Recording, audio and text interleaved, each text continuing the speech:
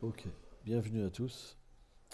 Nous allons lire aujourd'hui un verset du Srimad Bhagavatam, chant 1, chapitre 15, verset 30. Om Namo Bhagavate Vasudevaya.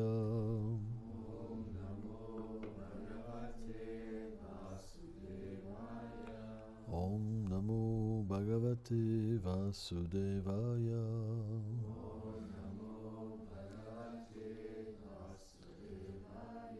Om Namo Bhagavate Vasudevaya.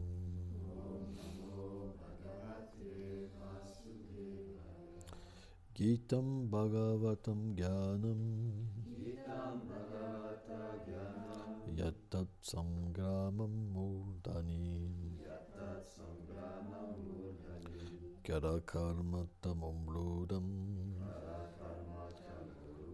Purnam Madhyam Gamat Prabhu. Traduction. Arjuna se rappela de nouveau la connaissance qu'il avait reçue du Seigneur sur le champ de bataille de Kurukshetra. Il ne l'avait pas oublié par l'influence du temps, de l'action ou par l'obscurité causée par la séparation du Seigneur. Commentaire.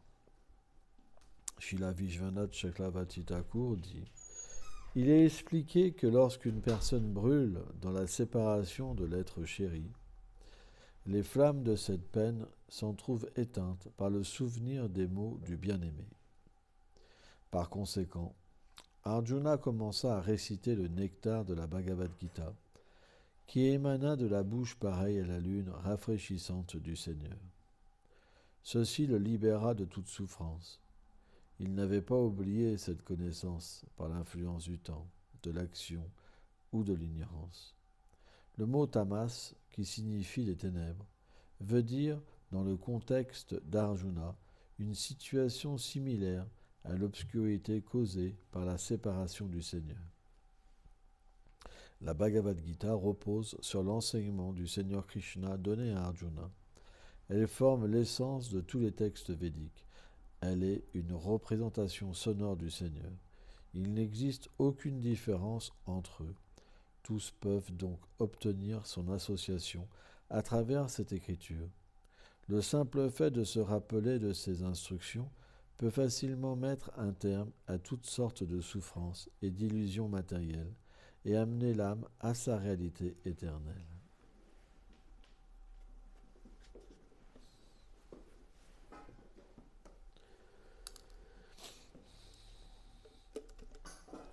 Om Gyanati Milandasya Ganam Janam Shalakaya Shakshuru Militam Jena Tasmai Shigurave Namah Nama Om Vishnu Padaya Krishna Plestaya Bhutale Shrimate Bhaktivedanta Swamin Iti Namine Namaste Sarasvati Deve Gola Vani Prachaline Nilave Shesha Sunyavadi Prachatyade Shattaline. Donc, c'est un enseignement extrêmement important que Srila Vishwanath Chakravarti Thakur nous enseigne. C'est que dans le cas, lorsque le dévot ressent de l'attachement pour Krishna et qu'il ressent les affres de la séparation avec Krishna, à ce moment, la chose qu'il peut faire ou qu'il fait pour se remémorer, pour réobtenir l'association du Seigneur, c'est naturellement entrer en contact avec lui à travers l'écriture.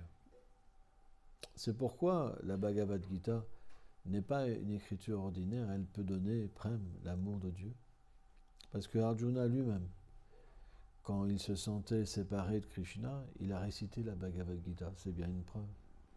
Et les flammes donc de sa séparation, qui sont extrêmement élevées, elles ont pu être apaisées. Donc, lorsqu'on s'associe avec la Bhagavad Gita, le Srimad Bhagavatam et d'autres écrits qui ne sont pas différents du Seigneur suprême, on doit le faire avec un certain état d'esprit, c'est très important. Sans ça, on ne progressera pas dans la vie matérielle, vie spirituelle, pardon. Qu'est-ce que c'est la vie matérielle après tout ? Par exemple, en ce moment, il y a un conflit entre la Russie et l'Ukraine. Le monde entier est pris dans cette phobie, cette atmosphère, qui est finalement l'anxiété. Parce qu'à tout moment, peut-être un conflit nucléaire va éclater. Il reste peut-être très peu de temps à vivre pour les gens. Ils ne s'en rendent pas compte, mais plus le processus de peur va se manifester, et plus les gens vont avoir de plus en plus peur. Vous comprenez le principe ? Pour l'instant, c'est assez loin. Il y en a qui commencent à avoir peur, d'autres qui disent « mais non, il n'y a rien à craindre, il ne va pas faire ça ». Et puis, de plus en plus, en fait, les gens vont commencer à avoir peur, parce qu'on en parle de plus en plus. Et surtout, ils disent que si ça se fait, ça va être quelque chose de terrible, parce qu'il y a beaucoup de puissance. Hein. Et donc Yeshua Doulal me disait même que même s'ils avaient des contre-missiles, ils n'en auraient pas assez pour arrêter toutes les têtes nucléaires qu'ont la Russie. Et en plus, ces têtes nucléaires, elles sont très puissantes et elles peuvent aller très haut dans le ciel et atteindre leur cible après. Donc, plus les gens vont être conscients du problème, et plus la peur va s'installer. Ça, c'est la nature du monde matériel. Ça veut dire qu'on est dans une situation où on dépend des autres pour notre bonheur. Et comme c'est très instable, il y a toujours la guerre. Il y a toujours eu la guerre. Dans tous les âges. Ce n'est pas que l'âge de Kali. Dans tous les âges, il y a la guerre. Vrai ou pas ? Dans tous les âges, il y a la peur.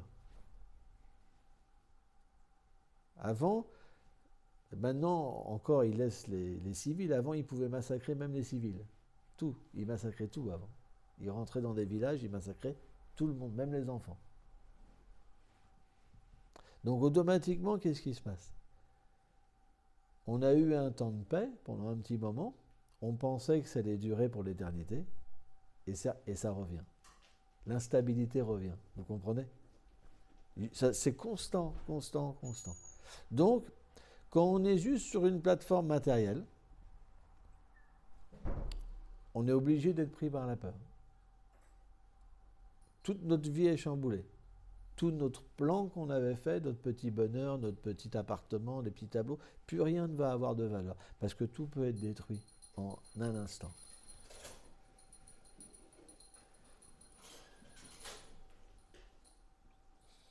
C'est pourquoi, si on analyse le monde matériel, pourquoi je devrais mettre mon mental dans la vie de famille, dans les enfants, dans la fortune ?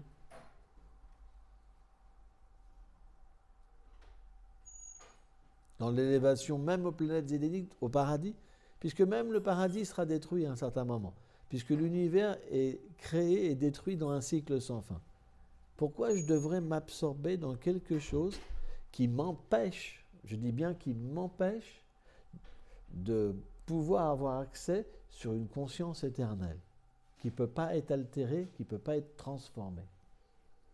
C'est pourquoi les saints de Vraj nous ont toujours ordonné, conseillé de résider à Vrindavan. Si on ne peut pas le faire physiquement, on devrait le faire mentalement. Parce que Vrindavan n'est pas le monde matériel. C'est le lieu où Krishna et Radha et Krishna et leurs associés se divertissent. C'est la demeure du Seigneur suprême. Quelle est la différence entre résider dans le monde matériel et être conditionné en tant qu'un chef de famille ou un renonçant, par exemple, et vivre à Vrindavan? C'est qu'on ne reçoit pas les mêmes sentiments dans le cœur, pas les mêmes attachements. Il y en a un, on est attaché à un mari ou attaché à un enfant, qui va nous causer de nouveau une naissance. et des défauts. Puisqu'on est identifié à avoir un mari ou une femme, on est identifié au corps. Donc si on est identifié au corps, on est identifié aux transformations du corps. Ça veut dire qu'on ne connaît rien de notre réalité spirituelle. Si vous avez de l'attachement, ça veut dire que vous ne connaissez rien de votre identité spirituelle. Or, à Vrindavan, lorsqu'on s'absorbe dans Vrindavan, on reçoit naturellement la douceur de Vrindavan, graduellement dans notre cœur. C'est une association, une douce association. Et cette association, elle ne peut pas être dissociée du service divin offert aux pieds pareils de lotus de Srila Radharani et de Krishna. C'est pourquoi, si on s'absorbe en Vrindavan, on perd graduellement tous les attachements pour ce monde matériel, toutes les conceptions matérielles, même pour les devoirs religieux. Et simplement, on est pris par une humeur éternelle, d'être un résident de Vrindavan. C'est ça notre but. Sans ça, vous n'y arriverez pas. L'énergie matérielle est très puissante. Elle va vous capturer par un doux sourire, par une faiblesse, par ceci, par cela. Elle est très subtile. Par un petit pleur. Par exemple, certains êtres ont une arme subtile, les pleurs. Quand ils ont pas ce qu'ils veulent, ils pleurent. Et alors on craque, on dit « Oh, pardonne-moi, pardonne-moi, je t'aime, je t'aime. » Hop, c'est reparti. L'énergie matérielle est très puissante. Elle vient à travers des mots, à travers des formes, à travers une sorte de douceur. Mais ce n'est pas notre réalité. Elle ne peut pas nous rappeler, faire émerger notre réalité. Ni même ne nous permettre de chanter sans offense. Parce que si on pratique avec une conception que je suis le corps, je suis une femme, je suis un homme, je suis un chef de famille, une femme au foyer, je suis un enfant, on ne pourra pas chanter sans offense.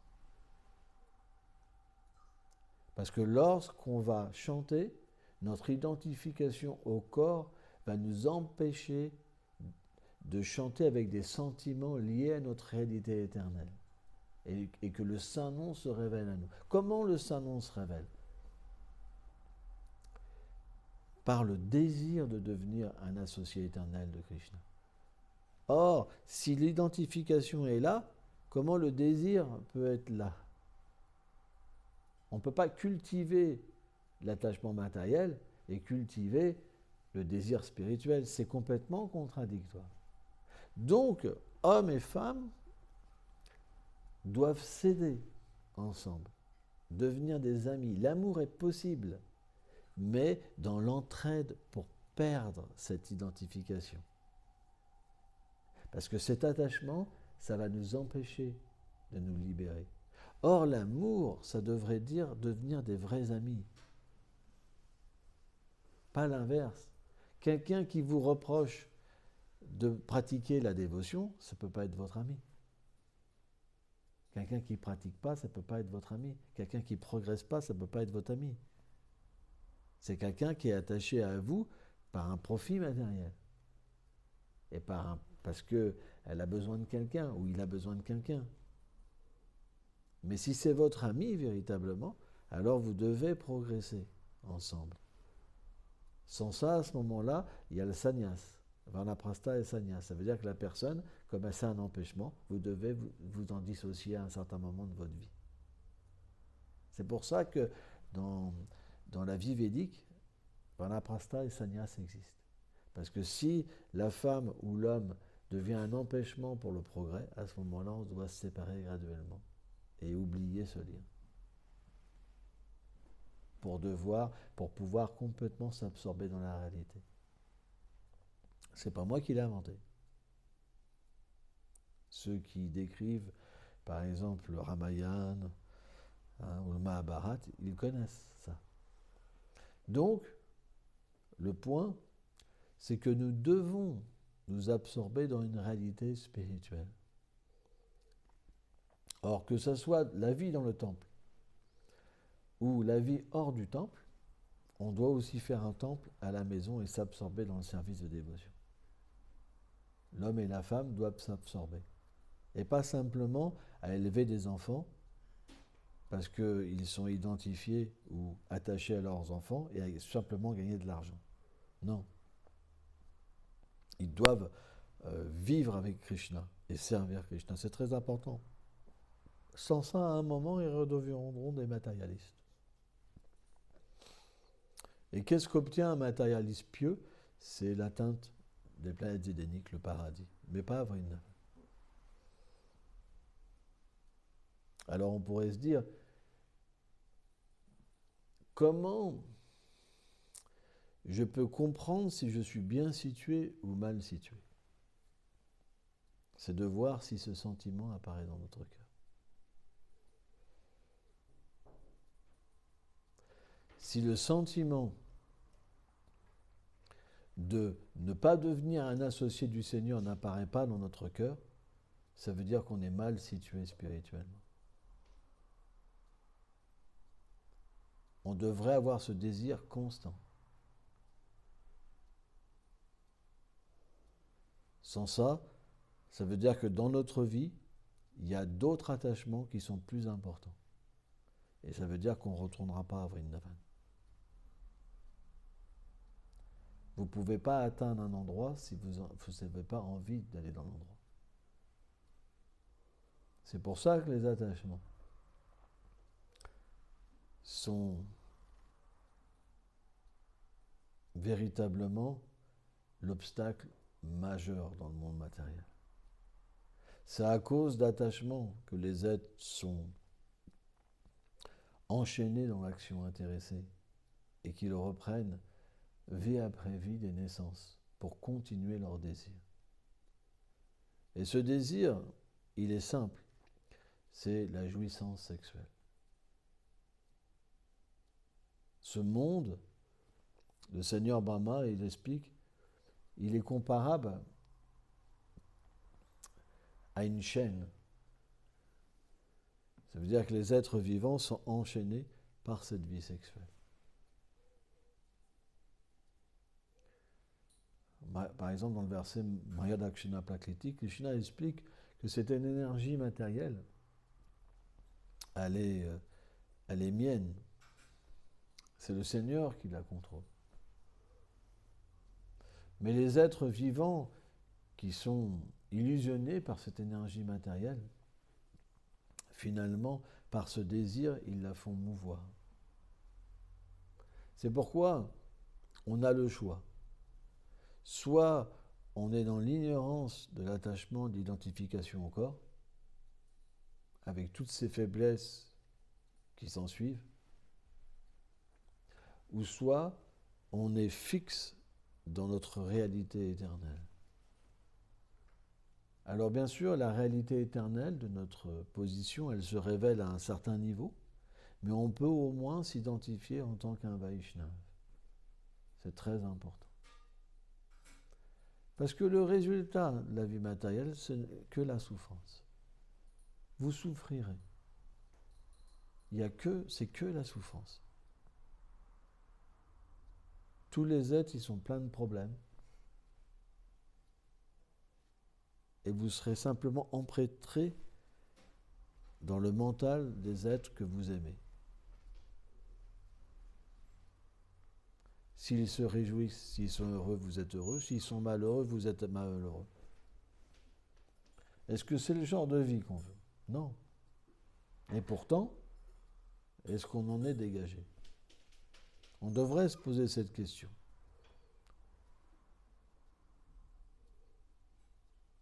Et si on n'en est pas dégagé, est-ce qu'il ne faut pas trouver une solution? C'est pourquoi, même si la vie de famille pourrait être un moyen de se détacher et d'atteindre le succès, ce n'est pas si simple. Parce que les êtres vivants ont un bagage des vies passées. Et si leur bagage est grand, il n'y a pas de problème. Mais si leur bagage est tout petit, ça devient extrêmement difficile. Parce que dès que l'un va commencer à se détacher vers Krishna, si l'autre n'est pas assez avancé, il va se trouver trahi. dans le sens, c'est tu te détaches de moi. On a vu ça dans le passé. Moi, j'ai vu plein de fois de personnes qui venaient me voir et qui étaient jaloux de Krishna, quelque part. Mais moi, c'est pas à Krishna que je veux que cette personne s'attache. Elle est à moi. C'est moi que. Voilà, il faut qu'elle m'aime, moi. J'ai vu ça. Les gens perdent la raison parce que c'est faux ego. La fausse conception qui vient. Et finalement, on les voit plonger mais dans un océan de malheur. Et dès qu'ils arrivent à se détacher et à revenir dans une bonne position, ils deviennent heureux.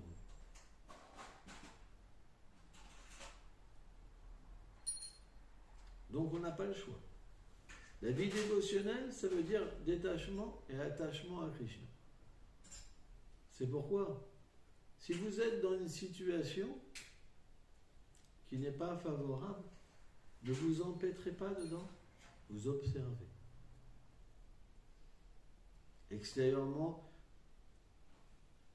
vous faites une activité, mais intérieurement, vous êtes détaché complètement. Et vous servez le Seigneur suprême. Mais si vous vous identifiez à cette situation, alors ça vous enchaîne. C'est pourquoi, comme on a commencé la classe, notre but, il est de s'absorber à Vrindavan. Parce que l'absorption dans le monde matériel n'apporte que de la souffrance et que l'identification au corps. Si vous méditez sur Vrindavan, sur les lieux où Krishna s'est manifesté et s'est diverti avec Srimati Radharani, en fait, ces lieux sont pleins de sentiments. Et ces sentiments vont graduellement imprégner votre être. Et lorsque l'être vivant est pleinement imprégné de ces sentiments, alors sa nature éternelle peut émerger. C'est pourquoi on n'a pas le choix. On doit s'absorber dans le monde transcendantal. C'est ça le but. Qu'est-ce que c'est la Vedi Bhakti? Ce sont des règles simplement pour graduellement se purifier et accepter la conscience de vivre à Vrindavan. Et une fois qu'on est imprégné de ces sentiments, alors on passe dans la vie spirituelle spontanée, Raganuga Bhakti. Et après, lorsqu'on quitte le corps et qu'on atteint Radha et Krishna, Ragatmi, avec le corps spirituel. C'est pourquoi essayez de chanter le Saint-Nom sans attachement au corps. Essayez de vous concentrer sur votre réalité. Et là, quand vous allez chanter le Saint-Nom, vous allez graduellement être attaché au nom. Vous allez comprendre que vous pouvez directement toucher Radha et Krishna, que vous pouvez sentir Radha et Krishna, que vous pouvez offrir un service à Radha et Krishna par le nom. Mais si vous avez des désirs matériels et une identification au corps, vous n'aurez pas envie. C'est pour ça que les dévots, ils chantent avec des offenses. Ils ne progressent pas. J'ai vu, là, il n'y a pas longtemps, dès qu'on répète quelque chose sur quelqu'un, tout de suite, la personne s'identifie en tant que femme ou homme et s'énerve. Pourquoi perdre un temps si précieux pour des choses temporelles? Et année après année, ils font la même chose. C'est mystique. Comment on peut vivre dans un lieu où le Seigneur vient et qu'on peut oublier qu'il est venu? Ça, c'est Maya, la puissance de l'énergie matérielle. Bien que les dévots fassent du service toute la journée, ils n'arrivent pas à s'absorber. Pourquoi? Parce que de la manière qu'ils font le service, ils le font sans sentiment. Il y a un saint de Vraj qui s'appelle Hariram Vyas, qui disait qu'un pandit, un érudit sans dévotion, c'est comme un âne qui porte des sandales et qui n'a pas conscience de ce qu'il porte. Ça n'a pas de pouvoir. Si on a de la connaissance mais qu'on n'a pas de dévotion, il n'y a rien qui peut fleurir. Rien. C'est pourquoi, à quoi sert cette quantité de service si on ne met pas de sentiments? Alors quelqu'un pourrait me dire, oui mais moi je fais de la comptabilité, mais tu ne peux pas mettre des sentiments. Tu ne fais pas de la comptabilité, tu fais un service. Peu importe ce que tu fais comme service, ton mental il doit rester dans une conscience spirituelle. Tu dois mettre de la dévotion.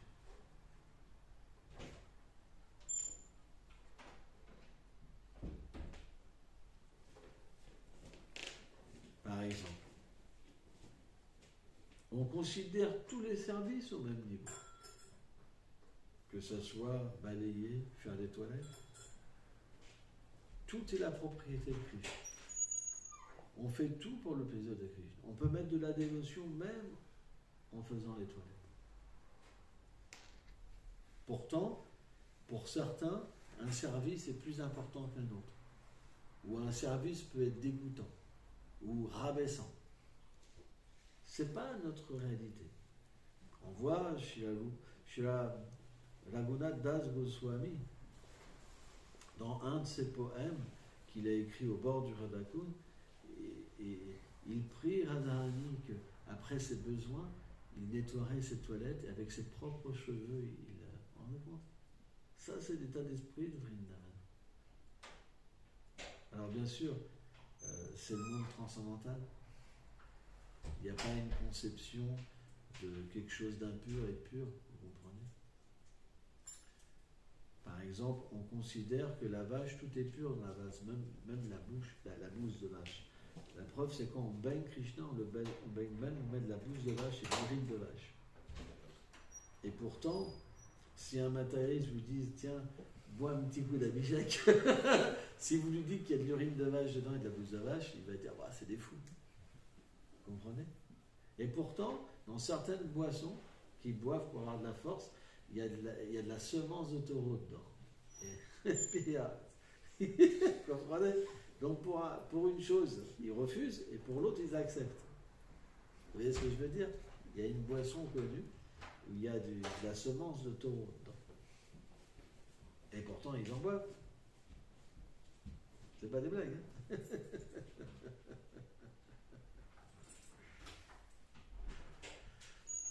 Donc dans la culture védique, la semence, elle est pas, on s'en sert pas quand même. On prend la bouse, la vache et l'urine. Et même pour soigner en fait. Hein, l'urine de vache et la bouse de vache sont utilisées dans l'Ayurveda pour soigner. C'est un très bon remède pour beaucoup de choses. Donc le point, c'est que on doit évoluer dans notre conscience. C'est très important. Et mettre de la dévotion. Et au début, c'est pas facile. C'est comme chanter. Je vais vous donner un exemple. Quand vous chantez, au début, le mental il part, il revient, il repart, il revient. Donc il faut le ramener. Abhyas Yoga, il faut le ramener. Hein? Krishna enseigne ça dans la Bhagavad Gita. Il faut ramener son mental et le fixer. Bah, de la même manière, quand vous faites votre service, il ne faut pas laisser votre mental partir. Il n'y a pas que quand vous chantez votre japa que vous ramenez votre mental. C'est dans toutes les activités de votre journée que vous devez vous contrôler. Et c'est là que c'est pas facile, parce que le mental, il est puissant. C'est super puissant. Et si on analyse notre journée, combien de fois on est parti, je ne sais pas où, dans tel pays, voyager, faire ceci, faire cela, et finalement, combien de temps on était à Vrindavan, combien de temps on a pu s'absorber. Donc ça, c'est notre dévotion aujourd'hui. On appelle ça la dévotion mixte. Et en proportion qu'on fait un effort, elle devient de plus en plus pure. Alors comment elle va devenir pure? Par nos propres moyens? Non. Oui et non. c'est que quand on fait un pas vers Krishna, Krishna en fait 10, 100, 1000. On doit faire l'effort. C'est à nous de faire l'effort. Et Krishna va nous aider. Il nous aide en manifestant sa présence. Lorsque sa présence se manifeste, alors l'attachement vient. Et lorsque l'attachement vient, on ressent la séparation aussi. Et petit à petit, notre vie, elle change. Alors au début, on a un sentiment qui n'est pas pur, c'est qu'on veut une relation avec Krishna avec notre corps. C'est pas ça notre but. C'est pas qu'on prend le shalagram, qu'on fait des bisous, etc. C'est pas ça. Ça c'est pas bon ça. C'est pas ça notre but. Notre but, c'est servir le shalagram, par exemple, ou la déité, pour que notre vraie forme se manifeste. On ne doit pas imiter. On ne peut pas servir Krishna avec le corps matériel. Ça ne peut pas être parfait. On doit développer le désir d'atteindre une forme spirituelle. Ça, c'est très important. Parce que sans ça, on va vouloir prendre plaisir de Krishna. Et pas donner du plaisir à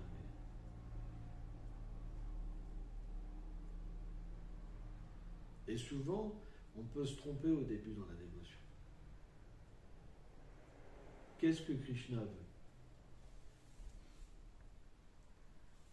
En fait, ce grand saint là que j'ai cité, Aliram Vyas, qui est Vishaka dans le monde transcendantal, hein, c'est pas un saint ordinaire, hein, c'est un grand saint de Vraj. Hein.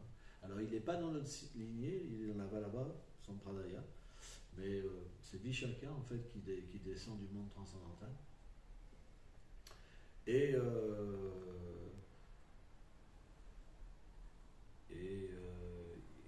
il disait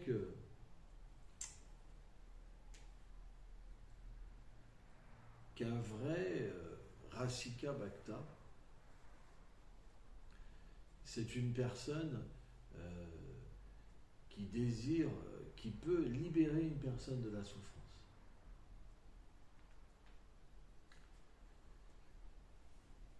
Et qu'on doit éviter l'association avec des gens qui sont absorbés dans le plaisir matériel et la souffrance matérielle. Mais qu'on doit rechercher l'association de ces Rasika Bhakta qui peuvent nous libérer. C'est très important. C'est ce qu'il disait. Et ça revient en fait à tous nos maîtres spirituels qui disent la même chose, que ce soit Bhaktivinoda Thakur ou Narottam Das Thakur dans leurs poèmes. L'association est vitale. Et encore, Bhaktivinoda Thakur explique que l'association, ça veut dire s'associer avec une personne en but de prendre quelque chose de la personne. Si vous offrez un service à Krishna et que vous servez Krishna à travers une personne, ce n'est pas de l'association. C'est pourquoi Bhaktivinoda Thakur, il dit qu'on donne son cœur qu'à des purs dévots. Parce que sans ça, la contamination matérielle restera. Ainsi, un dévot du Seigneur, il ne fait que d'être sur le plan de servir Krishna et de s'associer avec des purs dévots. C'est très important. Et d'ailleurs, on voit par notre propre expérience, quand on donne nos cœurs à des dévots qui ne sont pas au moins des Madhyam Adhikari, il y a plein de problèmes. Il y a plein de problèmes. C'est la querelle, on se sent tricher, c'est sans fin. C'est vrai, c'est la réalité. C'est pourquoi on devrait plutôt avoir des relations de service. Alors ça ne veut pas dire que l'amitié n'existe pas, mais quand quelqu'un n'est pas parfait, automatiquement après il faut pas se plaindre que dans la relation, même avec des soi-disant dévots, qu'il y a des problèmes. Et se dire, moi je comprends pas, il y en a qui sont après sur le mental, moi je comprends pas, je croyais que tout était comme ça. Même 20 ans après, ils disent la même chose. Non, c'est pas notre philosophie. Notre philosophie, c'est que tant que quelqu'un n'est pas pur, c'est normal. Il doit avoir des impuretés, Et dans cette relation, il y aura des souffrances. Donc ça, c'est des choix. Mais on doit bien le comprendre que c'est normal. Et la preuve, c'est que, comment dire, si vous avez une relation de service et que Krishna est en premier, quoi qu'on vous fasse, Krishna, il est là. Et le bénéfice sera là parce que vous aurez satisfait Krishna. Mais quand vous voulez une relation directe, ça veut dire quoi? C'est que vous cherchez un bénéfice avec la personne. Vous cherchez du plaisir. Vous comprenez? Et où est Krishna dans ce moment-là? C'est pas si simple. Où est Krishna dans ce moment-là? Parce que quand vous vous associez avec des purs dévots, Krishna est toujours là. Vous sentez qu'il est là. Mais quand vous vous associez avec des gens qui ne sont pas des purs dévots, des fois, Krishna il est loin, très loin, dans le Prajalpa, dans la fatigue, dans ceci, dans cela. C'est vrai, c'est une réalité. C'est pourquoi on doit s'efforcer d'avoir une relation de service. C'est pas de rabaisser les êtres. C'est pas notre conception. Notre conception, c'est le service de dévotion. On sert Krishna. Donc pourquoi, même momentanément, laisser Krishna? On devrait toujours être dans un esprit Krishna. Par exemple, dans une communauté, les gens doivent être joyeux. On doit leur apporter de l'amour. On doit que ça soit bien, on parle bien, qu'on est joyeux. Et on le fait pour Krishna. Si Krishna n'est plus là, c'est une activité matérielle. Donc à partir de là, on vit dans un lieu, mais on ne peut pas voir le lieu. Donc on devrait s'efforcer toujours plaire à Krishna. Même avec des gens qu'on a des sentiments, c'est pas grave. Avec tout le monde, ça devrait être un service. C'est pas parce qu'on est attaché à quelqu'un que Krishna n'existe plus. Fini. Fini. Ah, tu vas bien? Bah viens, ouais, pas de problème. Ça fait comme un poulailler après. Vous entendez? Ça fait comme le poulailler, mais il n'y a plus de Krishna. Vous comprenez? C'est le moment du break. Vous savez, il y a une forme de dévots qui ont besoin de break dans la dévotion. Faire un petit break. Mais ce n'est pas notre conception. L'âme, elle ne fait jamais de break. Elle a toujours besoin de plus en plus de Krishna. C'est à ça qu'on reconnaît un dévot qui progresse. C'est qu'il a besoin de Krishna. Et un dévot, il n'agit pas d'une manière malhonnête. Par exemple, vous avez une catégorie de dévots, il dit, ah, moi je reste pas, c'est du prajalpa. C'est pas ça un dévot. Un dévot, il sert Krishna dans toutes les circonstances. Parce qu'il a conscience que tous doivent aussi progresser. Ça, c'est la dévotion parfaite. Il est là dans toutes les circonstances pour permettre aux êtres d'évoluer. C'est à ça qu'on voit un dévot avancer, parce qu'il ne voit pas, il voit Vraj. Il voit toujours le service à Krishna. Il ne voit pas un mauvais, un bon.